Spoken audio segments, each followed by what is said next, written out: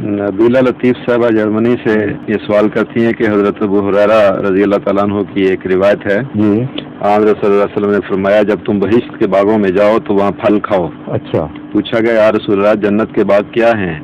فرمایا مسجدیں۔ اچھا۔ پوچھا گیا رسول اللہ ان کا پھل کیا ہے؟ فرمایا ذکر الہی۔ ٹھیک ہے۔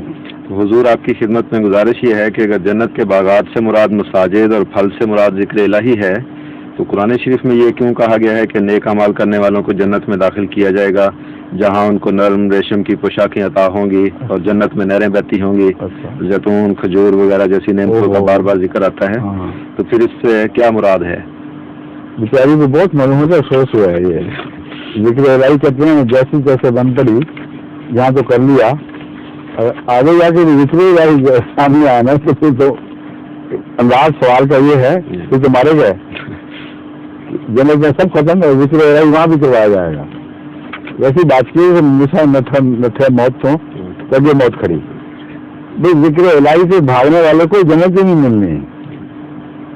من یعش عن ذکر الرحمن نقید لہ قرینا، جو بھی اس دنیا میں ذکر الہی سے بھاگے گا اس سے طبیعت متنفر ہوگی یا بچے گا تو اس کے لیے تو ہم شیطان مقرر کر دیں گے جو اس کا ساتھی ہو جائے گا۔ تو یہ تو جھگڑا ہی غلط ختم ہو گیا، یہ تو جہنم کی باتیں ہونی چاہیے۔ اگر ذکر الہی میں لطف آتا ہے اور مزہ آتا ہے تو وہی ذکر الہی آپ کے لیے جنت کے باغ بن جائے گا۔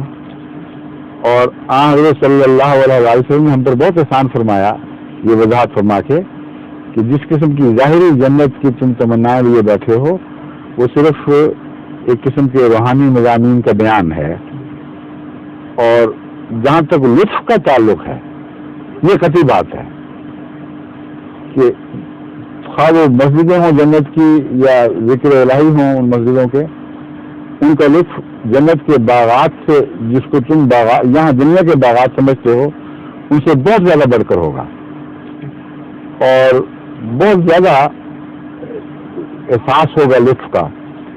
اور لطف کی جو بات ہے اس کا مادے سے اتنا تعلق نہیں ہے جتنا احساس سے ہے۔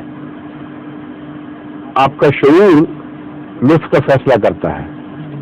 ایک ہی چیز آپ کھاتی ہیں اور طبیعت بتلا جاتی ہے، وہی چیز دوسرا مزے سے کھا رہا ہوتا ہے۔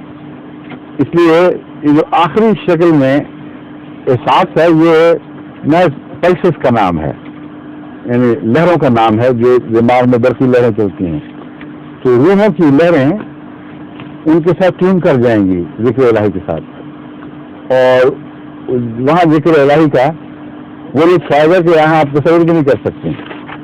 بس مزے لینے ہیں کہ باغوں میں پھرنا، خالی ان باغوں میں پھرنے کے بعد کچھ دیر کے بعد آپ بور ہو جائیں گی کہ وہاں دودھ ہوگا شہد ہوگا، کہاں تک شہد پیئیں گی، کہاں تک دودھ پیئیں گی۔ لیکن جو ذکر الہی کے لطف ہے وہ ہر نام کے ساتھ بے شمار اور صفات وابستہ ہیں، لامتناہی تنوع ہے اس میں، اور وہ جنتیں ہیں دراصل جن کی طرف آپ کو بلایا جاتا ہے۔ لیکن یہ میں یقین دلاتا ہوں کہ وہ ایسی چیز نہیں ہے جس سے آپ کی طبیعت بھاگے، وہ تو ناقابل بیان کشش رکھنے والی چیزیں ہیں جن کا تصور آپ یہاں نہیں باندھ سکتے۔ اب کہتے ہیں کہ وقت ختم ہو رہا ہے۔ اچھا ہے کوئی ایک سوال آپ جو چھوڑ دیں؟ اچھا باقی پھر سے یہ سوال کا سلسلہ بڑا اچھا ہے، لوگ مختلف سوال بھیج رہے ہیں اور عالمی مجلس سے سوال و جواب لگی ہوئی ہے اور بڑی جماعت موجیں کر رہی ہے اس وقت۔ افریقہ سے بھی اسی مضمون کے خط میں، ہر جگہ سے، جاپان میں بھی لوگ بیٹھے ہوئے اس وقت۔ ہاں میں یہ بتا دوں کہ ایک غور ہو رہا ہے اس بات پر کہ وقت کو بدل کر اگر 6 سے 7 تک کر دیا جائے تو کیا حرج ہے، اس پر رائے دیں، کیونکہ کہتے ہیں کہ وہاں 7 سے 8 بجے شروع ہوتی ہے ہماری مجلس، 8 بجے شروع ہوتی ہے نا آج کل، 3 سے 5 8 کہتے ہیں 8 سے 9 تک ڈرامے کا وقت ہے۔ ایم ڈی کہتے ہیں ہمیں تو شوق نہیں ہے ڈراموں کا رہا، بالکل دلچسپی اٹھ گئی ہے، لیکن غیر احمدی دوست جن کو بلانا چاہتے ہیں ان کی رام بعد سے ڈرامہ حائل ہو جاتا ہے۔